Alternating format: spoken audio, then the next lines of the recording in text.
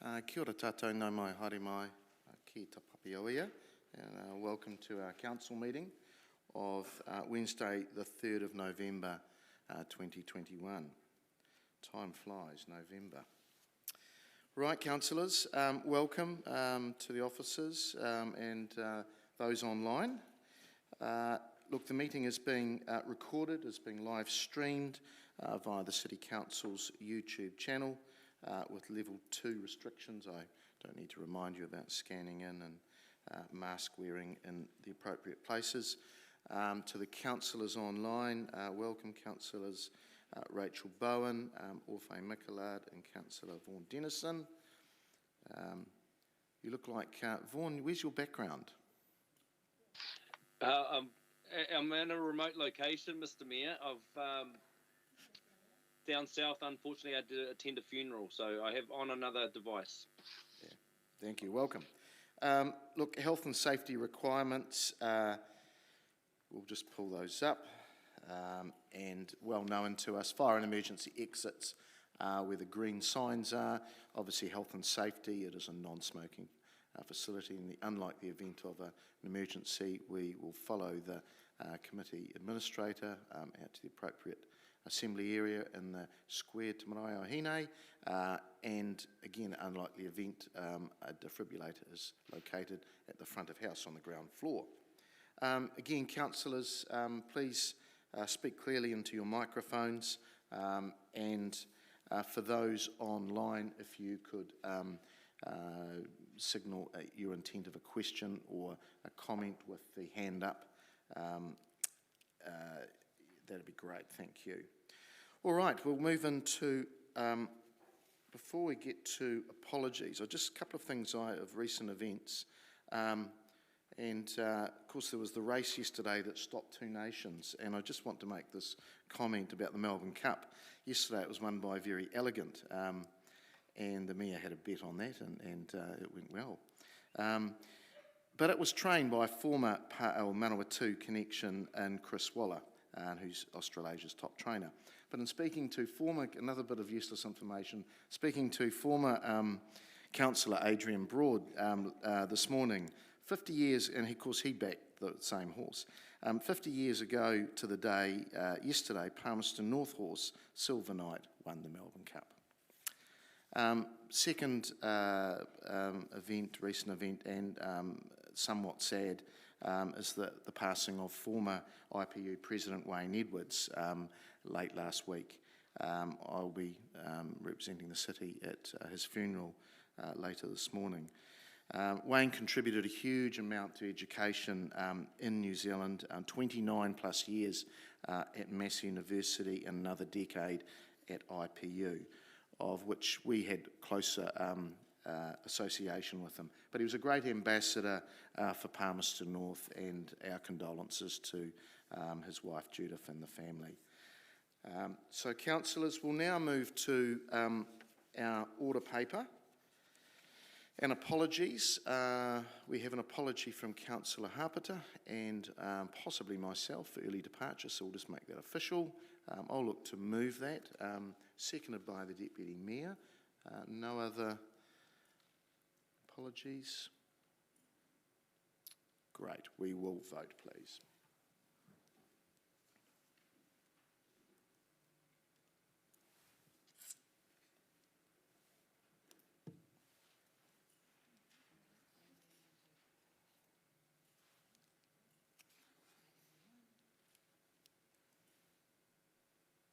That has passed 13 votes for and none against. Thank you.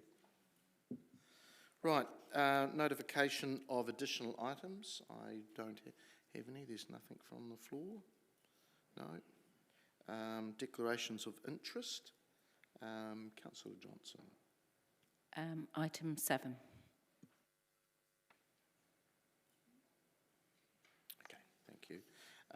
And Councillor Dingwell. Items 6 and 7. Thank you. All right. We now look to the confirmation of minutes. and that council resolves that the minutes of the council meeting of the 6th of October 2021, Part 1 public, be confirmed as a true and correct record. I'll look to move those, seconded by the Deputy Mayor. I'll open it up if there are any matters arising. So on page 7 of your papers, councillors. There being none. All right, we will vote, please.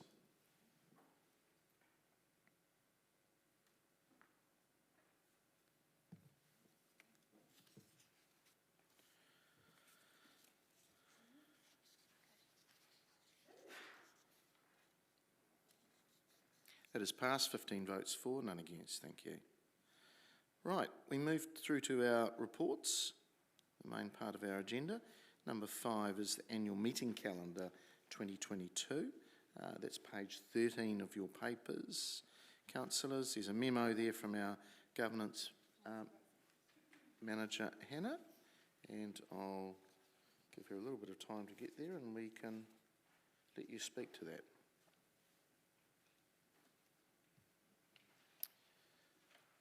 Welcome. Morena koutou. I'm happy to take this as read and answer any questions. I'm sure there'll be a few. Thank you. All right, councillors, page 13 through to the attachment on 15. Councillor Naylor. Thank you, Mr Mayor, and thanks, Hannah. Just a few questions. Firstly, the March the 30th Environment meeting is down for 1 o'clock, but there's nothing that morning, so I understand that's an error, is it? It is an error. So will that just be changed, or does that require a amendment? We can amend that to 9 a.m. if we note in the resolution as amended. I think that would be fine. Thank you. And just a second question around the Committee of Council meeting on the in May. There's 3 dates there, 10th, 12th and 13th. Just wondering if there would be any issue with shifting the 10th to the afternoon, 1 o'clock on the 11th, in terms of administrative support? The planning and strategy meeting is planned for that morning of the 11th. We tend to keep that meeting just with the one meeting, and we don't tend to put 2 meetings on that, just for the length of the business that's often at that meeting and to allow councillors time in the afternoon for other business. But there's nothing administratively stopping the meeting of the 10th being moved to the afternoon of the 11th. We would intend that those Committee of Council meetings are, of course, hearings for the public to come and speak to their submissions to the annual budget. So the meetings, although they start at 9 a.m, would usually go for sessions in the evening as well. Last year, what we did with the hearings for the long-term plan was we allocated councillors, scheduled you to be here for the hearings, and of course now we have everything recorded online anyway, so if councillors are unable to be here, they're already meeting their meeting obligations, so it's not affecting their attendance, but also they're able to watch all of the hearings online at a later date before you come to the discussion. So even if you weren't able to make the 10th, you'd be able to fulfil your obligations there. But to answer your question, administratively, no, there's nothing from my perspective preventing moving that 10th to the 11th in the afternoon, but the chair of the Planning and Strategy Committee may have a comment. Okay, perhaps a broader question. The paper talks about the elected members being consulted in the drafting of the calendar and incorporating member requests as far as practicable while balancing efficiency and capacity considerations. Obviously, there was feedback about the clash for a number of elected members on the 10th. I'm just wondering, is there a reason why that wasn't shifted, or were there other options considered, or if that is to be shifted, do you have a recommendation about when would be the most suitable time for it to be shifted to?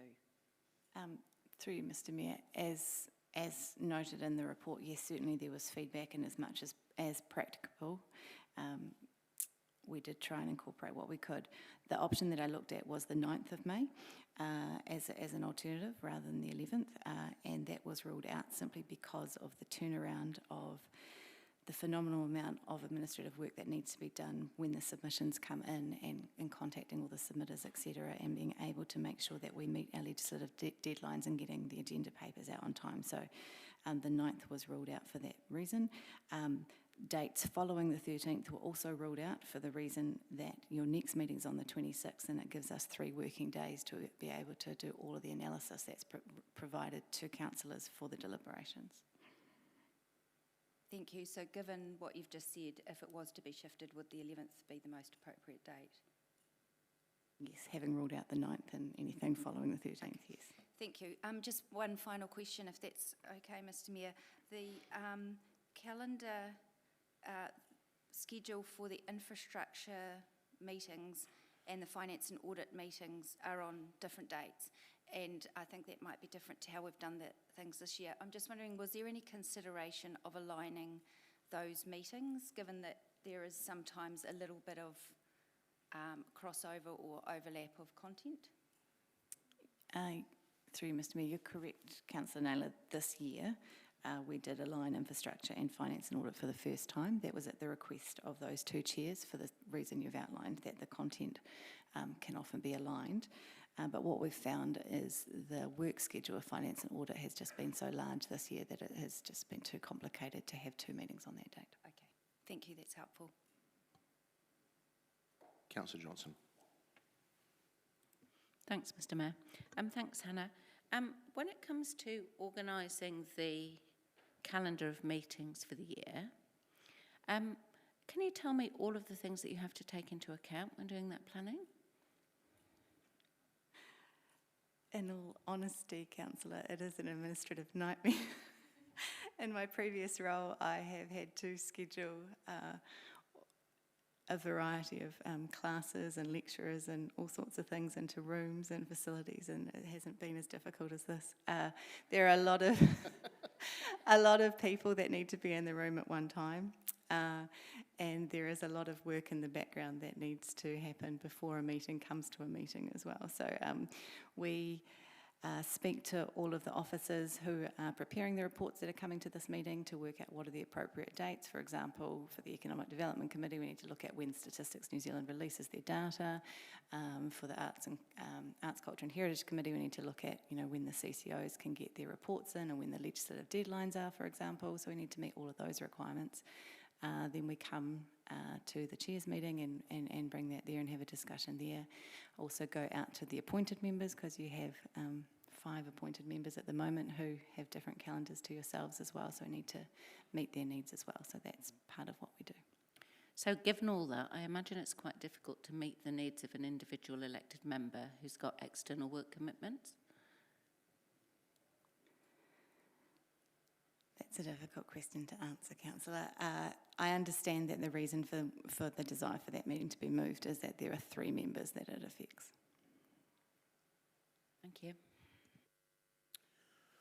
All right, councillors. Well, we've got the recommendation there that we adopt as Appendix 1. We've noted that environmental sustainability meeting now starts at 9, so that amendment in March 30 will be noted. So I'm quite happy to move it as it is, and seconded by the Deputy Mayor. I'll open it up for any comments. Councillor Naylor. Oh, thank you, Mr Mayor.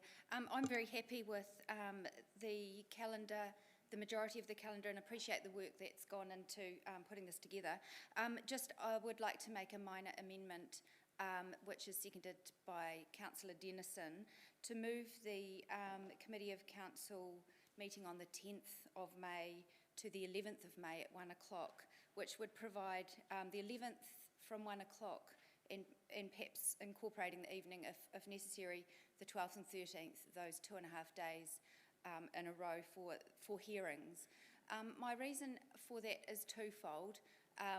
Firstly, as I've already indicated, there are a number of 3 elect members who that clashes with the second to last DHB board meeting, which is scheduled for the 10th of May. Also, that week does have the requirement for elected members to be here for 4 days of that week, With many elected members having other commitments, I think 4 days in 1 week is quite onerous, perhaps hard for elected members to fit in their other commitments. So I think it is preferable where there are additional requirements for elected members to be there, for that to be fitted into perhaps 2 or 3 days of the week rather than 4. I also think, in reflection on the experience this year for the hearings, not only was there a clash with the DHB board meetings, but there was also a clash with a local conference, which did mean a number of elected members couldn't be at that hearing, some of those hearings. And I do think it is advantageous, particularly for the people who make the time and effort to come and speak to us, for as many of us to be present to hear that as possible. And whilst it's possible to go back and listen to the discussion online at a later date, it is not possible for elected members who can't be here to actually engage and ask questions of those submitters. So those are the reasons why I'm suggesting that small change. So I do hope that that's able to be supported by elected members. Thank you. All right. I'll throw it open now to speak to the amendment first, and you might as well speak to the substantive motion as well. But Deputy Mayor. Thank you, Mr. Mayor. First of all, I just want to acknowledge the staff who have been a part of pulling together the annual meeting calendar. I've had a very small snippet into how this is managed, and we've had a few iterations coming through to the Mayor and myself to give feedback on, and I know some of the considerations that go into it, and it is just a mammoth effort. I think we've heard a very brief overview from the staff member presenting around what goes into it, and even that alone, there's a lot more than that.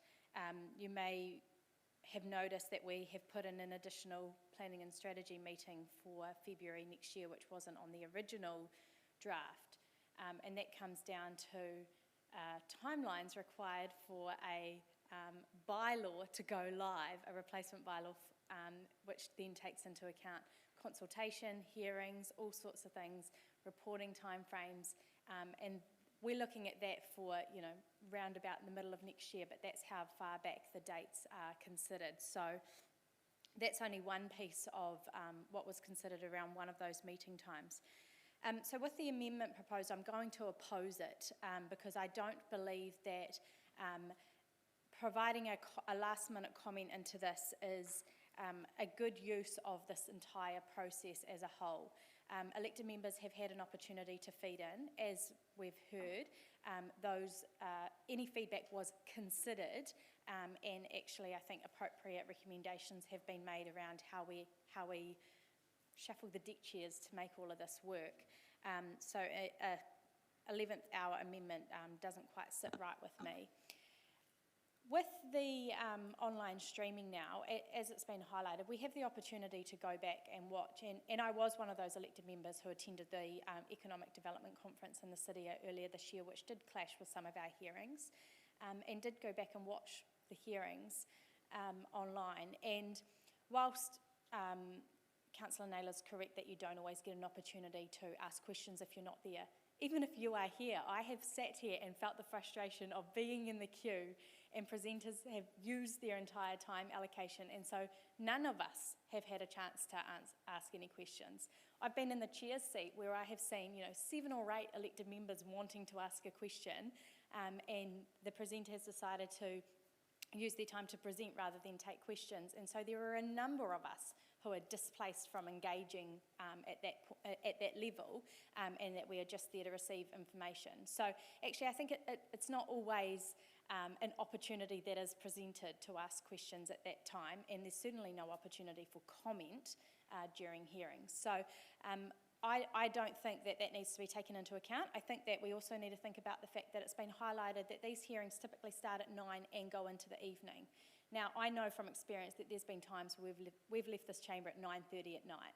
So you're now talking about a 12.5-hour block that we're suggesting gets put at 1 o'clock the next day. I'm not sure how other people interpret how time works, but I can't see how we can have 12 hours of hearings crammed into a couple of hours.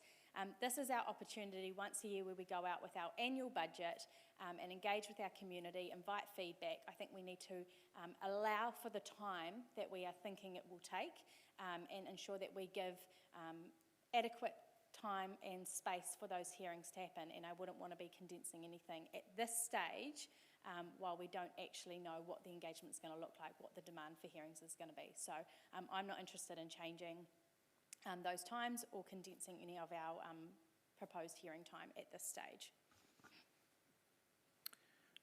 Before I pass to the next councillor, I'll just speak. Although I have some sympathy with Councillor Naylor and her colleagues, I'm going to oppose it as well. Not just because it's last minute, but I just want to remind councillors you're here to serve and you are on the council of the city. Maybe the DHB can move its meeting. We've been accommodating for the last 3-4 years and moved it every time, but I think we've done that. And it is, as the Deputy Mayor rightly said, it is the Committee of Council. It is where we actually talk to our community, and I think it's vital that people are here, and we do stick to some times. Just want to remind councillors too that there are other councillors that have been on other councils, trusts, boards, myself included, and very recently Councillor Harpiter was on the UCOL Council, but there was never a request to move meetings. So I think there may be a bit of choice in this, so I won't support it. We've been fair, we've accommodated everybody. I think now it's time that council came first for once. Councillor Johnson. Thanks, Mr Mayor. I'm not going to be supporting the amendment. And my question to the officer was to just try and help elected members get some perspective into the amount of things that have to be juggled to produce a meeting calendar in the first place. And whilst we might just see it as, you know, a one sheet of paper, the things that sit behind it in terms of timelines, in terms of staff commitments, are huge. And at this stage, I don't think we should be moving hearings, which are, as the Mayor has commented, and I agree with him, are our opportunity to listen to the public, because 3 members of the council have got another commitment outside of this council. In fact, I think if we went around the table, everybody would have other commitments. Everybody would have other things that they sometimes find clash with a council meeting.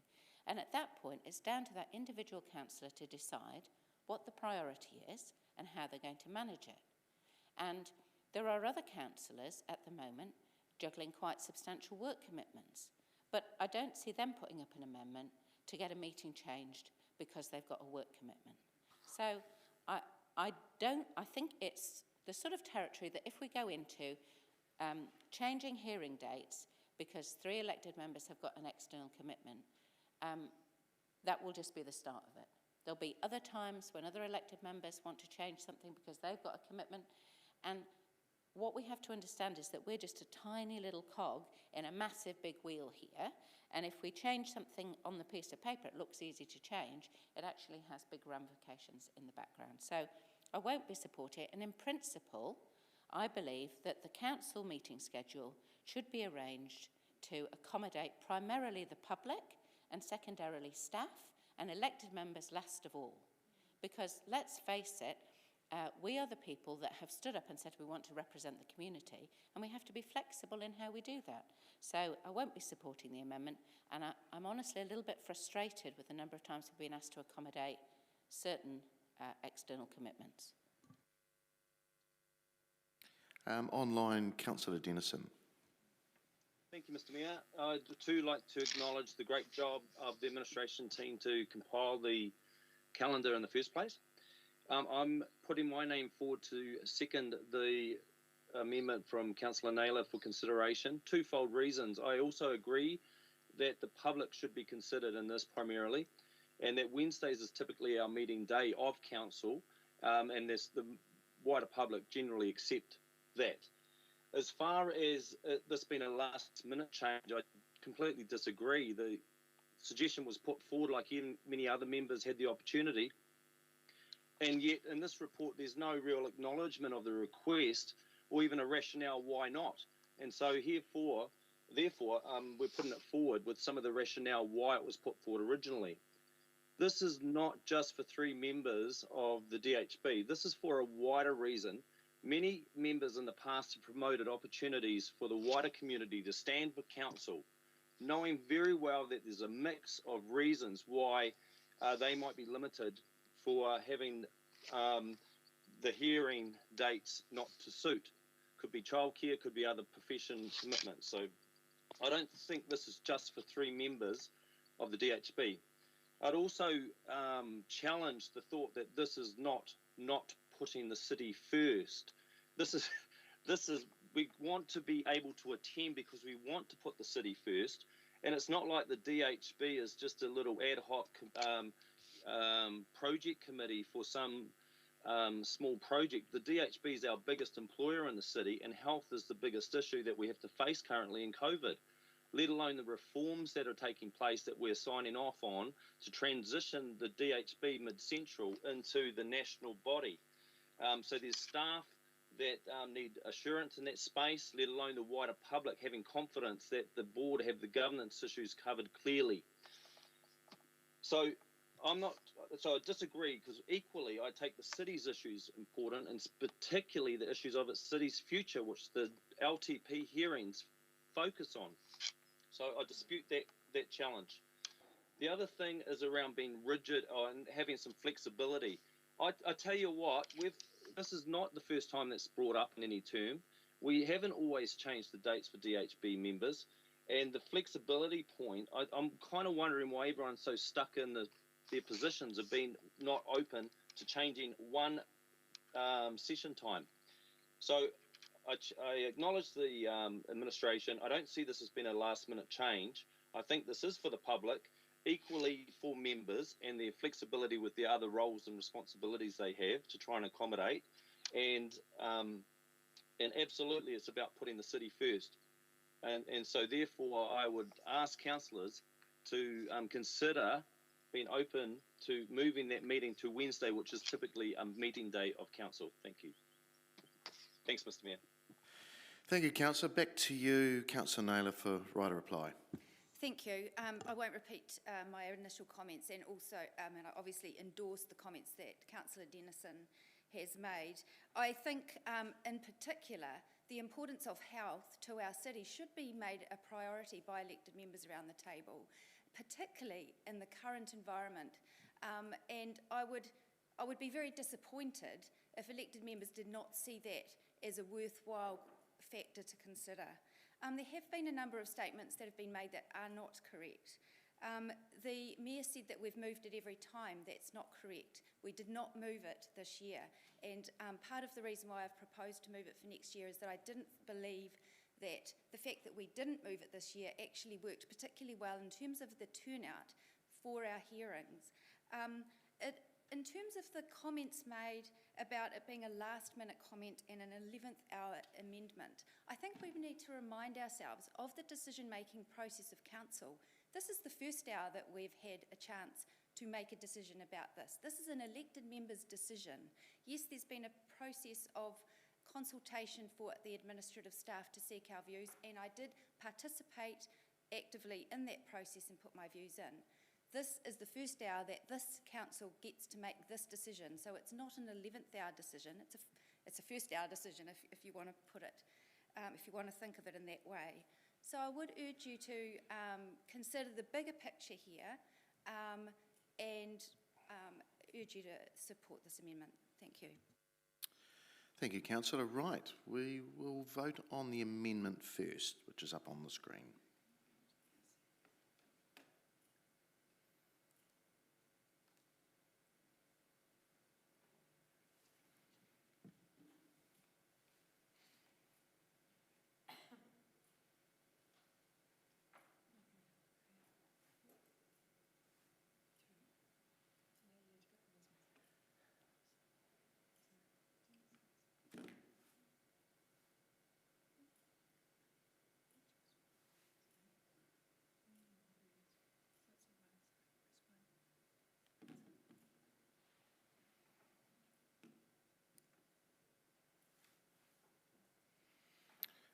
That is failed, 5 votes for, 9 against and 1 abstention.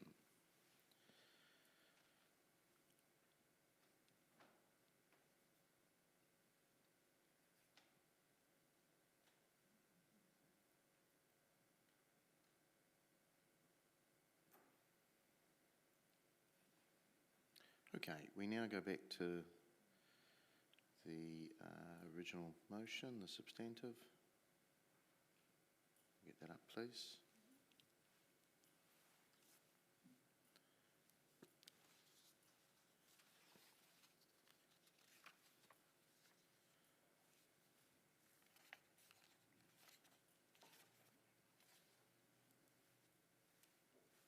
Okay. No further comments on this? There being none, we will vote, please.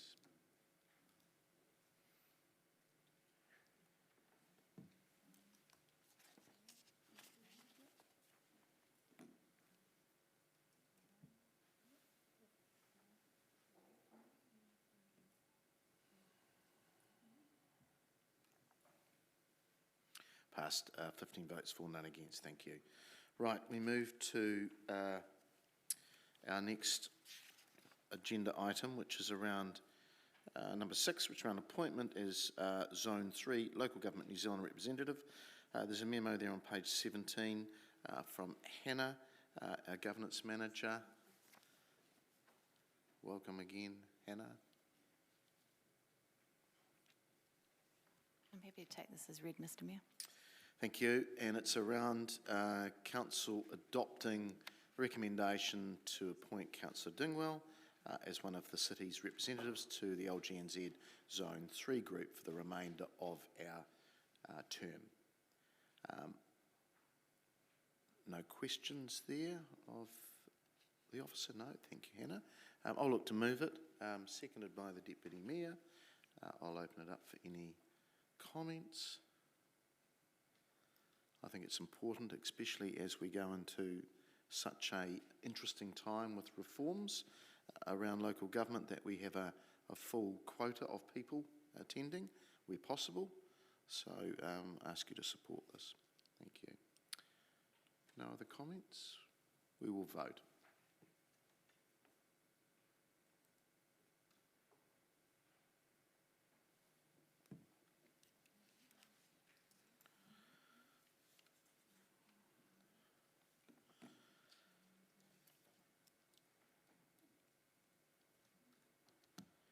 That is passed, 14 votes for with 1 abstention.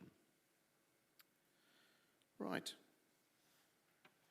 We now move to number 7, which again is around recommendations. It's the additional portfolio appointments for the remainder of our triennium. There's a memo there on page 19, again from our Governance Manager, Hannah. Hannah.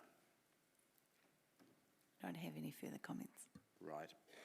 Council, it's around appointments that Council note the appointment of Councillor Johnson as lead contact person for Melgra and the People and Community portfolio. And then number 2, that Council note the appointment of Councillor Dingwall as the lead contact person for the Pacifica community and again in the People and Community portfolio. I'm happy to move those, seconded by the Deputy Mayor. I'll open it up for any comments. Again, I'll just say that 2 important parts of our diverse economy, diverse community. I don't know why I've got economy on the brain, but and just ask you to support these recommendations. Thank you. We will vote.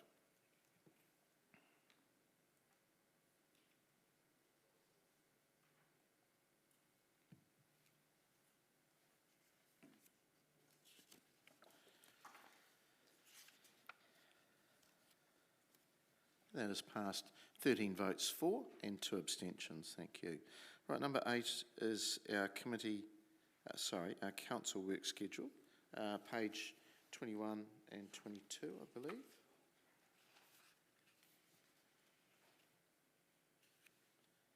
And 23. I'll look to move those, seconded by the Deputy Mayor. And I'll just ask the CE to comment. Just to inform Council through you, Mr Mayor, that it's my intention to bring the Three Waters reform report back to the December Council meeting, and I'll be including in that just a summary of the government announcements, what that means from a legislative calendar and what that might mean for us, and how we will move forward on that in terms of response. Thank you. Councillor Barrett. Thank you, Mr Mayor. Just noting on page 23, regards release of confidential decisions. The final item there around the request for support for Manawatu Jets, the indication is around the resolution and division being released, and just wanted to understand if there was just a timing issue around the release of the report, or whether the intent was to not have the report released indefinitely. I'll just ask officers for comment there.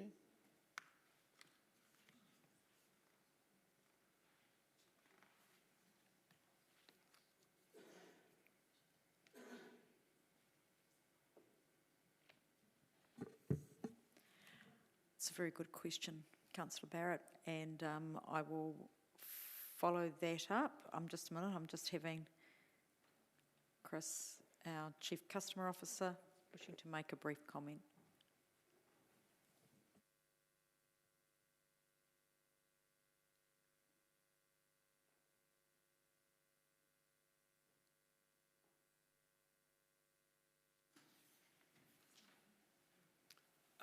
Thank you. So the resolution was only ever to release the decision, not the report, because in the report there's a lot of confidential information that doesn't want to be released, but so I think that's where we got to. Is that around commercial sensitivity? Correct, yes. Okay, thank you. So, all right. You got another question? A further question to that then, because I'd understood that there was both the capacity, I suppose, and the expectation that where reports had components which were deemed to be commercially sensitive, those specific components could be redacted, but that the report, the rest of the body of the report could be made available. And I accept the point around the standing of the current decision, but I'm just interested in terms of potential ways forward here. Would there be scope to redact sensitive parts of that report, enabling the remainder to be made public? Through you, Mr Mayor, we'll go back and have a look at that again, Councillor Barrett, and if there is any difference to what we've got here, we'll bring that back at the next council meeting. And thank you. Councillor Butt. Thank you, Mr Mayor.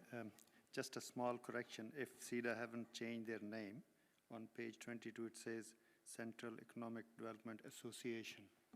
Is it agency or association? Item number 2. Yeah, well spotted. Thank you. All right, any further matters arising there? Councillor Barrett.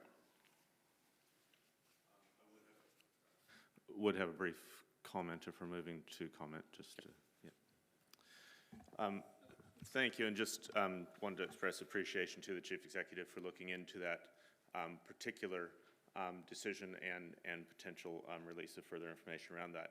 My personal view is that especially when we're dealing with sponsorship matters in the community, it is quite helpful to be able to provide some additional context beyond simply a resolution and division, and would hope that we can find a way that we can actually provide the community with the context of what I think was a very sound rationale for that decision being made. All right, no further comments? Right, we'll vote, please.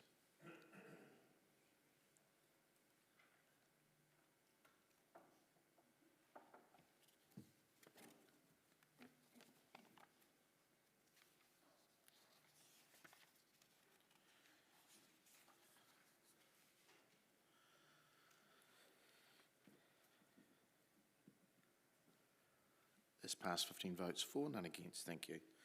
Right, we'll move to recommendations now from various committee meetings, and I'll ask the Deputy Mayor, the Chair of Planning and Strategy, to speak to the meeting of the 20th of October 2021. Thank you, Mr Mayor. I would like to present the Public Planning and Strategy Committee recommendation from the 20th of October 2021 meeting for adoption. And seconded by Councillor, just trying to find you, Councillor, where you were, Councillor Hancock.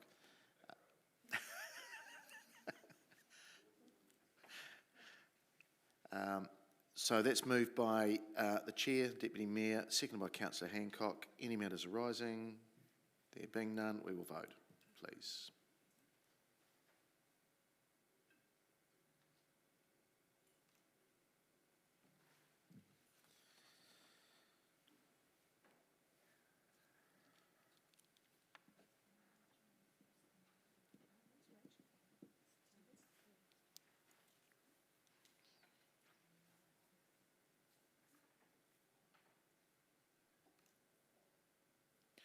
And that has passed 14 votes for and 1 abstention. Number 10 is I'll get the Chair, Councillor Beattie, to speak to our Public Finance and Audit Committee's recommendations from the 27th of October. Councillor. Thank you, Mr Mayor. I'd like to move that the recommendations from the Finance and Audit meeting of the 27th of October be approved. Thank you, Councillor. Seconded by Councillor Naylor. Are there any matters arising? There being none, we will vote.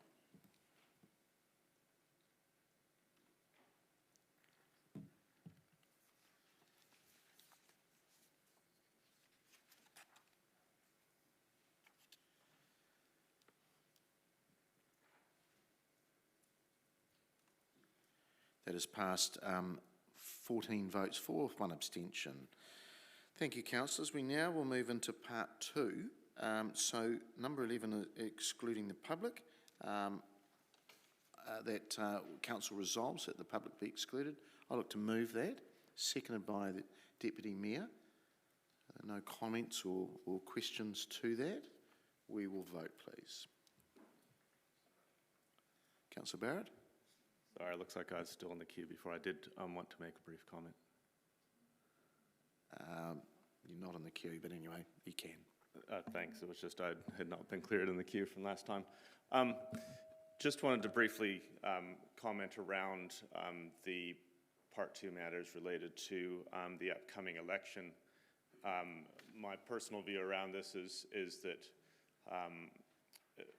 we know that we have substantial concerns around participation and engagement, and we know that we've also seen quite a major change to the representation system in the city coming into the 2022 cycle. And my view is that we should have taken a path that allowed us to have a public discussion around how we want to see that framed and approached, and then whether going into a commercial scenario for electoral services was the best option. And unfortunately, this doesn't allow that to happen, so I'm going to be registering a vote against that, and just wanted to let you know the context around that. All right, councillor. We will now vote.